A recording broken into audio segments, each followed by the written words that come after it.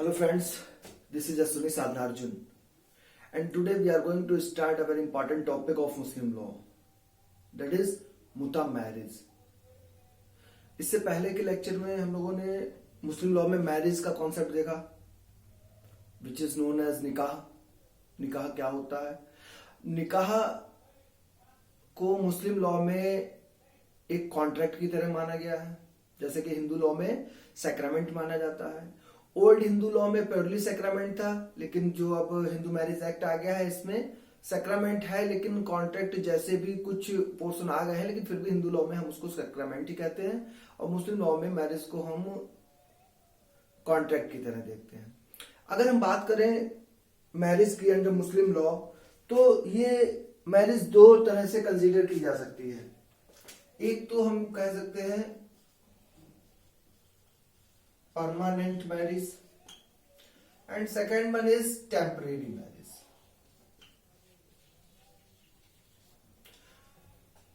The institution of marriage under Muslim law may be divided into two parts. First one is permanent and second one is temporary. Permanent marriage is called nikah and temporary marriage is called muta. जो permanent marriage है उसको निकाह कहते हैं, जो temporary marriage होती है उसको हम मुता कहते हैं। अब यहाँ पे जो टेम्परेरी मैरिज है या जो मुता है, ये मुस्लिम लॉ का हर स्कूल्स नहीं इसको रिकॉग्नाइज करता है। ये केवल जो मेन सियाज है, सियाज में भी इतना अशारी जो है, ये लोग इस मैरिज को रिकॉग्नाइज करते हैं। पहले ये होती थी, अब लगभग ये खत्म हो चुकी हैं। तो मुता मैरिज की अगर हम बात करें तो मुता मैरिज एक तरीके की टेम्परेरी मैरिज होती है अंडर मुस्लिम लॉ, और स्पेशली इतना सारी सियाज जो है उनमें ये होती है। अगर हम बात करें जो टर्म मुता है, इसका मीनिंग क्या होता है, इसका क्या मतलब होता है? तो मुता का मतलब आप समझ सकते हैं एंजॉयमेंट, एक चीज, या आप कह सकते हैं यूज, मीनिंग है इसका। या मुता को यह भी कहा जाता है मैरिज फॉर प्लेजर। ये तो मुता का मीनिंग हो गया। मुता का मतलब हम कह सकते हैं एंजॉयमेंट होता है, यूज होता है, या मैरिज फॉर प्लेजर होता है। अब मुता अगर कहा जाए तो एक तरीके की मैरिज ही है, लेकिन टेम्परेरी मैरिज इसको कहा जाता है, उसके क्या क्या एसेंशियल्स हैं, या मुता मैरिज के लिए क्या क्या चीजें होनी चाहिए। तो इसको अगर हम देखें तो जैसा कि हमने बताया कि मुता है तो एक तरीके की मैरिज ही, टेम्परेरी ही सही। तो मैरिज के जो इसेंशियल्स हैं वो लगभग इसमें फुलफिल होने चाहिए। जैसे कि आपको पता है under Muslim law there are some essentials for a marriage to be valid. जैसे ऑफर एंड एक्सेप्टेंस, एक तरफ से हिसाब होना चाहिए, उसका कबूल होना चाहिए, सेम मीटिंग में होना चाहिए, पार्टीज मस्ट बी कॉम्पिटेंट होने चाहिए। ये सब चीजें हमने देखी थी। तो मुता में भी यही सब चीजें आएंगी। जब मैरिज है तो ये चीजें तो रहेंगी, लेकिन इसके साथ कुछ इसेंशियल चीजें और आ जाएंगी, या जो इसको कुछ डिफरेंसेस होंगे जो मुता को निकाह से अलग कर लेंगे, वो हम एक एक करके देखते हैं। जैसे अगर हम मुता के इसेंशियल्स की बात कर लें तो इजाब एंड कबूल होगा, इसमें कोई डाउट नहीं है।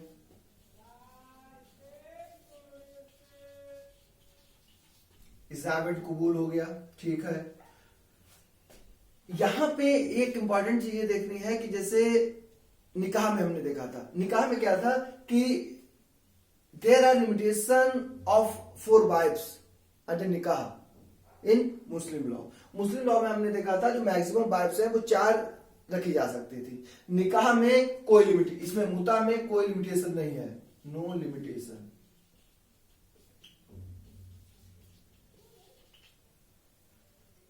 For the number of wives.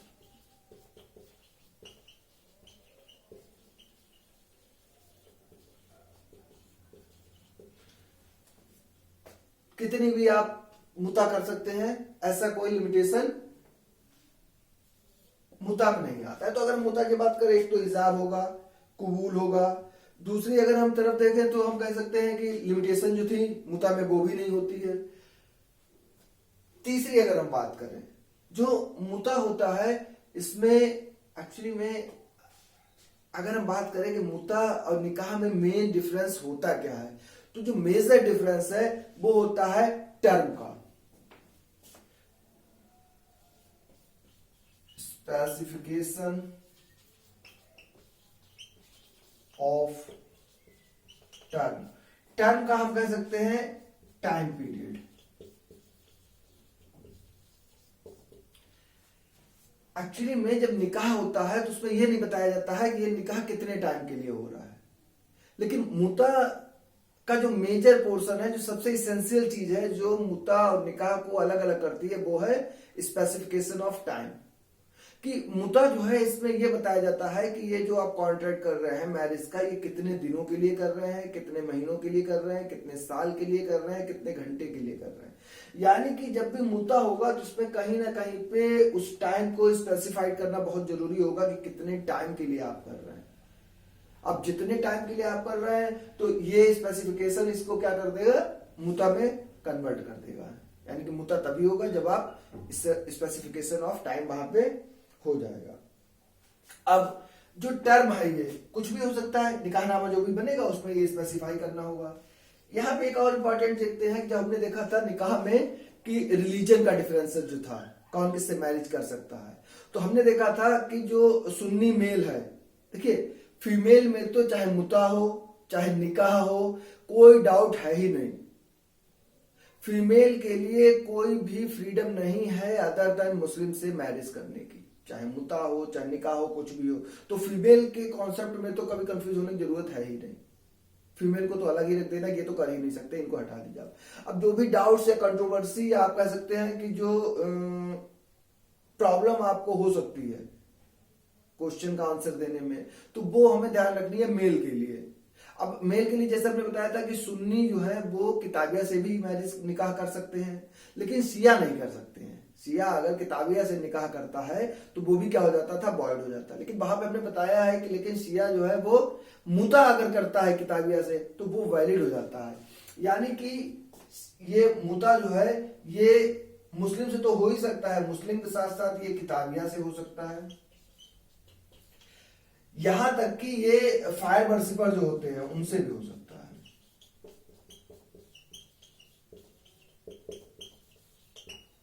एक तो ये पॉइंट इसका जो है वो इंपॉर्टेंट है कि फायर वर्शिपर हो गया, जोर्जियंस होते हैं या इधर क्रिश्चियन वगैरह होगा, ये किताबें में आ जाएंगे, इनसे भी मुता हो सकता है। अब यहां पे एक टर्म आता है जिससे हमेशा शॉर्ट नोट एक क्वेश्चन पूछा जाता है, दैट इज नोन एज हिबा ए मुद्दत।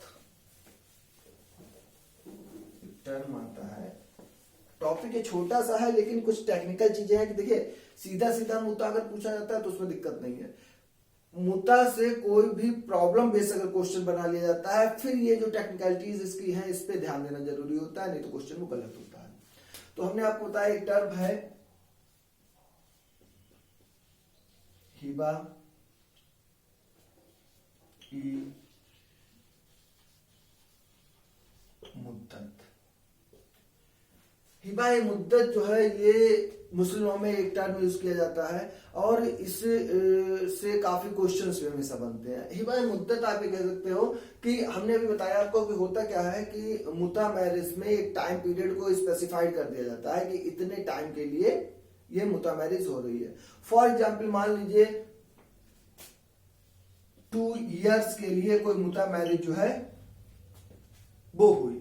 अब 2 इयर्स में से मान लो 1 ईयर के बाद, आफ्टर 1 ईयर, अगर जो मेल है जो हस्बैंड है उसको ये लगता है कि बाकी का जो टाइम पीरियड है वो छोड़ रहा है, वो उस टाइम को यूज करने नहीं जा रहा है, यानी 1 साल के बाद अगर हस्बैंड जो है वो इस कॉन्ट्रैक्ट को कैंसिल कर देता है, खत्म कर देता है, तो ये जो बचा हुआ 1 साल है या जो 1 साल इसने छोड़ा है, ये टाइम पीरियड कहलाता है हिबा ए मुद्दत। जो भी टाइम पीरियड जो मुता मैरिज में टोटल टाइम पीरियड में से अगर कुछ भी जो टाइम पीरियड है जो स्पेसिफाइड किया गया था उसको अगर हस्बैंड या मेल जो है वो छोड़ देता है तो वो पोर्शन क्या कहलाता है, हिबा ए मुद्दत कहलाता है।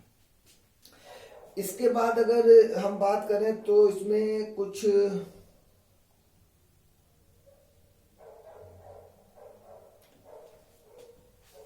इसमें एक और टेक्निकलिटी है जिससे क्वेश्चंस ज्यादातर गलत होने के चांस होते हैं, यहां से थोड़ा ध्यान दीजिएगा। अब देखिए मुता मैरिज के लिए दो चीजें होनी चाहिए, ठीक। यहां तक तो हमने देख लिया कि ये होता है, ये होता है, ये होता है। जैसे एक तो जो मुता मैरिज है, पहला उसका एसेंशियल जो है वो क्या है कि आपको टाइम पीरियड स्पेसिफाइड करना होगा एक चीज। अगर देखिए बाकी तो बहुत इसेंशियल है, बहुत चीजें हम देख रहे हैं, लेकिन अब हम बात करते हैं जिस्ट की केवल। अगर हमें बहुत जिस्ट में जाके बात करें तो पहला तो term, the term must be specified for a मुता marriage to be valid. Term कितना भी हो सकता है, टाइम पीरियड कितना भी हो सकता है, लेकिन that time period must be specified. तो एक तो टर्म स्पेसिफाइड होना चाहिए। दूसरा एक इसेंशियल होता है कि स्पेसिफाइड डॉवर होना चाहिए, या मेहर जिसको आप कहते हैं। स्पेसिफाइड डॉवर होना चाहिए और टर्म होना चाहिए। तो टर्म की बात तो हो गई। अब स्पेसिफाइड डॉवर की जब हम बात करते हैं तो हमें यह पता होना चाहिए कि डॉवर होता क्या है, मेहर क्या होता है। तो वैसे तो मेहर पे हम पूरा एक अलग से लेक्चर बनाएंगे जिसमें पूरा डिटेल में हम बताएंगे आपको। अभी आप ये समझ सकते हो मेहर जो है एक अमाउंट होता है, एक मनी होता है, या आप कह सकते हो कि एक प्रॉपर्टी होती है in the form of money भी हो सकती है, फील्ड्स वगैरह हो सकते हैं, और कोई प्रॉपर्टी हो सकती है। तो ये एक दिया जाता है, जो डॉर होता है ये हस्बैंड के साइड से दिया जाता है वाइफ को। कंसिडरेशन भी, आप कॉन्ट्रैक्ट की अगर लैंग्वेज में बात करें तो कुछ लोग इसको कंसिडरेशन भी कह देते हैं, लेकिन डॉर की अगर हम बात करें एक्चुअली में ये एक टोकन ऑफ रिस्पेक्ट होता है फॉर वुमेन। उसके टोकन ऑफ रिस्पेक्ट के लिए कहा जाता है। मेहर का सबसे इंपॉर्टेंट रोल जो है वो इसलिए प्ले करता है कि जैसे आगे हम देखेंगे तलाक का कॉन्सेप्ट, तो आपको बताया कि मुस्लिम लॉ में लोग इसी वे में तलाक भी दे देते हैं। डॉर क्या करता है, डॉर एक चेक लगाता है उस तलाक पे, क्योंकि ये डॉर का जो अमाउंट होता है ये अच्छा खासा लिया जाता है। और ये आगे चल के हम देखेंगे दोनों तरीके हो सकता है कि एक तो प्रॉम्प्ट होता है, एक बाद में दिया जा सकता है, वो अलग चीजें हैं, डिटेल में हम जब जाएंगे। तो यहाँ पे डॉर क्या काम करता है कि अगर पर्सन को पता है कि अगर हम इनको तलाक देंगे तो तलाक देने के बाद हमको डॉर भी तुरंत देना पड़ेगा। अब डॉर अगर देना पड़ेगा तो इससे अच्छा आदमी क्या करता है कि तलाक देने की जो एक प्रवृत्ति है ये कम होने के चांस रहते हैं।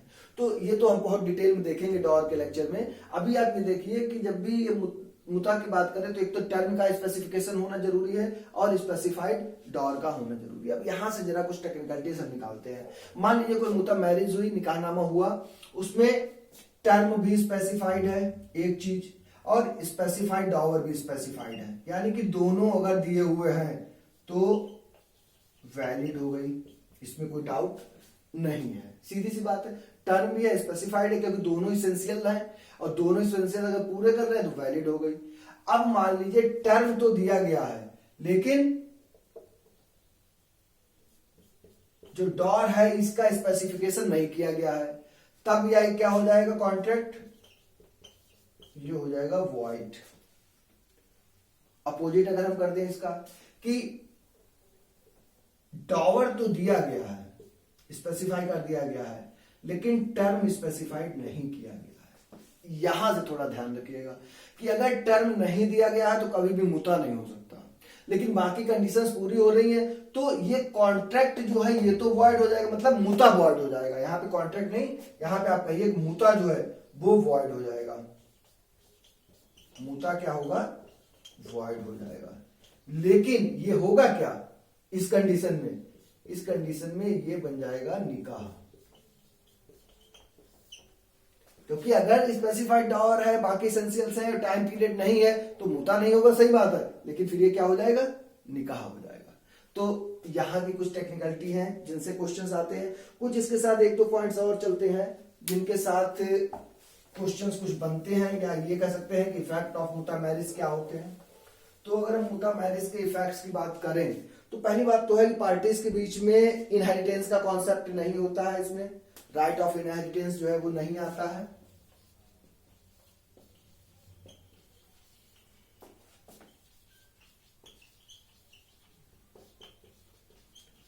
राइट ऑफ इनहेरिटेंस जो है ये अराइज नहीं होता है। लेकिन मुता मैरिज के टाइम में अगर चिल्ड्रन हो जाते हैं तो ये चिल्ड्रन जो है वो लेजिटिमेट होंगे।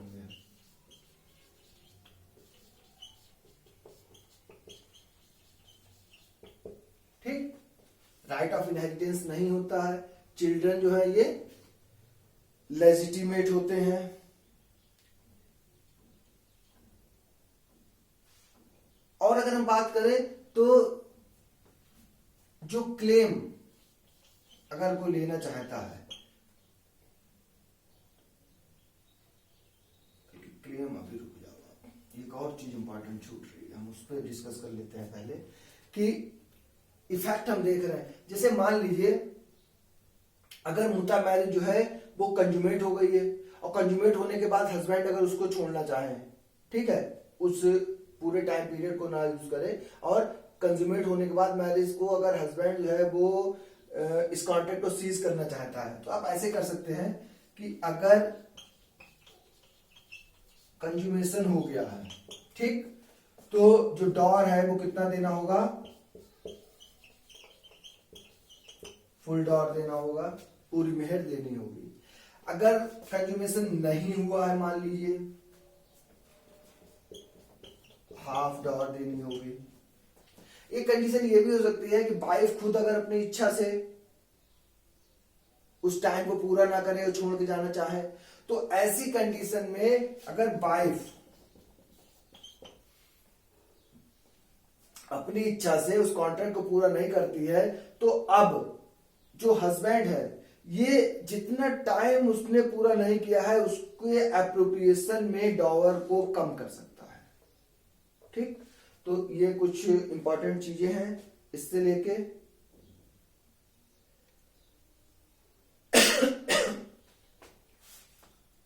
बस मेरे हिसाब से ये मोर देन सफिशिएंट है। मुद्दा से इससे ज्यादा नहीं बनता है। अगर आप जुडिशरी की बात कर लें या आप अपने एग्जाम में बात करें तो इससे शॉर्ट नोट ही आता है।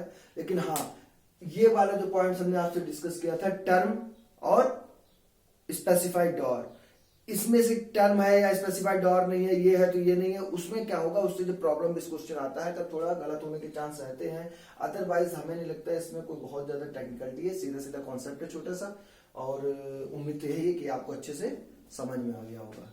तो अगर आपको समझ में आया है तो आप इसको शेयर कीजिए, चैनल को सब्सक्राइब कीजिए, अपना ध्यान रखिए। Thanks a lot.